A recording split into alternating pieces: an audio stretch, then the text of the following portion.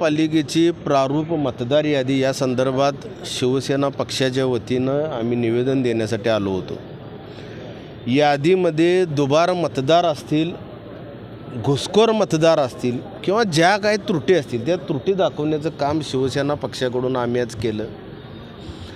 अगदी हास्यास्पद एक विनोद समजूया किंवा गंभीर बाब समजूया, सन्मान्य आयुक्त मॅडम बरोबर मी स्वतः आत्ता बोलताना इन कॅमेरा त्यांना मी स्पष्ट म्हटलो की मॅडम ह्या याद्या कोणाकडून आल्या, तर मॅडमनी स्पष्ट कबूल केलं की ह्या याद्या आम्ही तयार केलेल्या नाहीत, ह्या निवडणूक आयोगाकडून केंद्र शासनाकडून खाली आलेल्या आहेत। म्हणजे या मतदार यादीमध्ये जे दुबार मतदार असतील, जे घुसखोरी केलेले मतदार असतील, बोगस मतदार असतील, हे केंद्र शासनाकडून खाली आलेले आहेत। म्हणजे अनऑफिशियली कबुली दिली असं म्हणणं काही चुकीचं ठरणार नाही, कबुली दिलेली आहे आयुक्त मॅडमनी।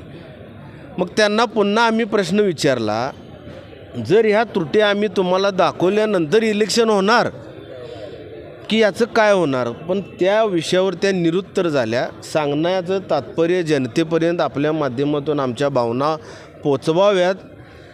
महाराष्ट्र राज्यामध्ये, बिहारमध्ये, भारत देशामध्ये ज्या प्रकारे निवडणुका झाल्या त्याच पद्धतीनं कोल्हापूर जिल्ह्यामध्ये व महाराष्ट्र राज्यामध्ये निवडणूक होत आहेत। या निवडणूक प्रक्रियेवर आमचा कसलाही विश्वास राहिलेला नाही।